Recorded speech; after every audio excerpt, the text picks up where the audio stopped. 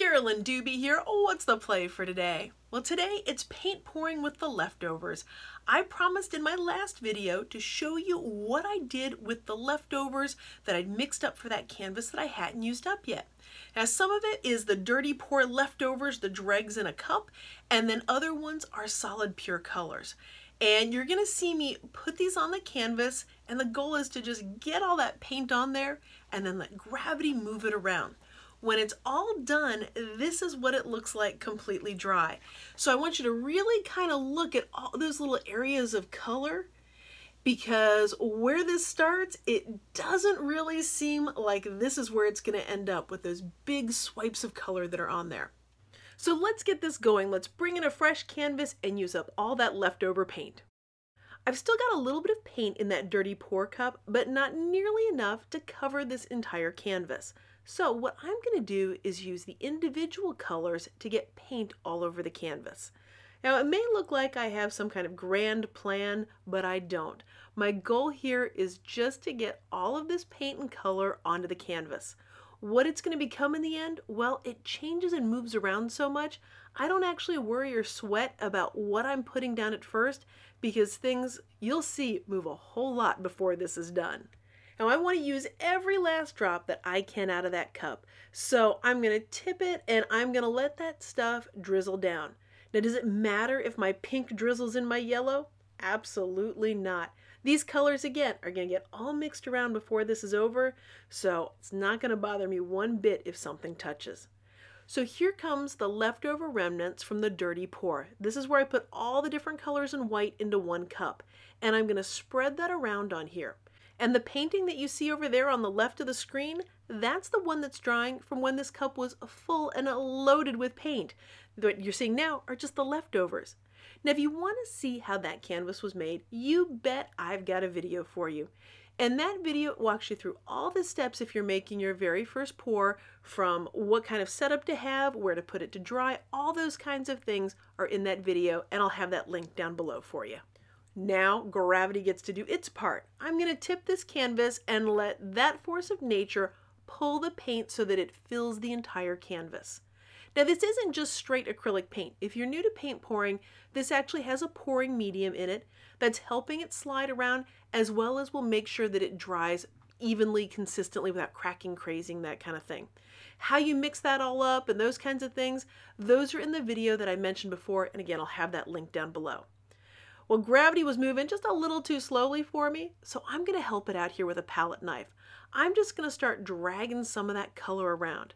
Now, every time I do something here, those colors mix and those colors mingle. Getting every last drop out of those cups of paint, well, that adds another little bit of fun color somewhere, so that's why I'm just working to get every drop that I can out of there. And if I still want the paint to move around, I can go to that gravity, but gravity for me is just not moving fast enough because I don't have an abundance of paint on here. Oddly enough, the more paint that I put on here, the faster stuff moves around, and well, it's not moving that quickly now, which says I don't have a really thick layer of paint on here. Now, is it good or bad that I don't have a thick layer of paint on here? Absolutely not. It just changes how things behave. I'm going to use the palette knife to scrape along the bottom edges here, the stuff that's dripping off, and move it back on top. That way I've got as much paint as I can get up on that top. That'll help things slide around and get that canvas completely covered. One of the colors that I like to keep in a squirt bottle, always available when I'm making stuff, is white, because it's just so dang handy to have. And the white that you're about to see me use has some silicone mixed into it. That's an oil that helps it make cells. So as I'm moving this around right now, you're not seeing a ton of cells popping up, but once I bring in that white and do the exact same thing, you're going to see a lot more cells form. When I'm putting this on, I'm not really doing it with any kind of plan other than fill in any spots where there doesn't seem to be enough paint on the canvas, and then I'm just going to give it a swipe with a palette knife. That blends the colors together and makes the cells start to happen. Now, it may take them a moment here for them to start opening up and showing up, but they will begin to appear. Do you have to use silicone oil? You know, you don't have to do anything when you're pouring paint. If you're having a grand old time, I say keep doing what you're doing. If you want to have more cells, that is one of the ways that I really find it very easy to get cells.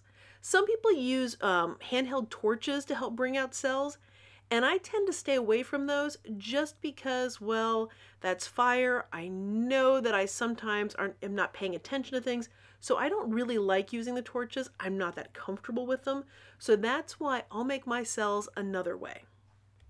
When I hold the canvas up like this and it really slowly just moves and slides along, it is absolutely mesmerizing to watch those colors shift and move and see what they're going to do. I've got my fingers there that I'm just wiping paint that would have dripped off the bottom or the edges, and then I'm moving it back onto the sides or on top of the canvas. I'll put it on the sides because I love that look of the dripped paint on the sides, but it doesn't always drip uniformly over there, so that's why you're seeing me put it there at times. And if I notice some little something caught in the paint, I'm just going to use my finger and pull it out like I just did there. This one's getting pretty close to where I want to stop. And how do I decide when to stop moving the paint around? Well, when I'm working with Floetrol as my pouring medium, I tend to stop when I'm really happy with how it looks at the moment. It's not going to do a ton of changing while it dries. Some pouring mediums will do a lot of shifting, a lot of moving around as it's drying, and this one doesn't do that nearly as much. So for the most part, once I like how it looks, I've got the paint where I want it, I can just set it down and let it dry. And sometimes I think I'm leaving it alone, I think it's all finished, but when I look at it a little bit more, I decide, I want to add a little more white paint here and there. For the most part though, once I'm done and I'm letting it drip, I leave it alone. Now I'm letting it drip here for about 20 to 30 minutes, and I've sped up the camera so that you can see the process that it goes through. But I don't want to leave it on the cooling rack to actually completely dry, because all that dripping paint will make it dry to the rack. So what I do is I move it onto basically some Dixie cups and I prop it up. That way the edges, it can drip off the side, any last little bits or drips, and it can dry without anybody messing with it. Now the canvas that's over there on the left that's still drying, it's actually propped up on one of those. And again, this is another one of those things where I go into detail in that how to do your first pour video, where I explain how I made those and all that kind of stuff. But this is where I leave it for about 20 to 30 minutes. Then I move it and let it dry. It'll take it about 24 hours to dry. And as tempting as it is to try and rush it along or hurry it up in the process, it is best to just let it do its thing naturally. So things like ceiling fans actually don't help. And things like direct sunlight doesn't help it at all. It actually makes it harder for it to do a nice, even drying. Thanks so much for joining me for today's play. If you've been enjoying this video, give it a thumbs up. And if you'd like to see more of my videos, hit that subscribe button. That way you'll know as soon as I have a new video out. Now, if you'd like to see more information about paint pouring, I've got links down below and also over on the blog at acolorfuljourney.com. Thanks so much for letting me be a part of your colorful journey.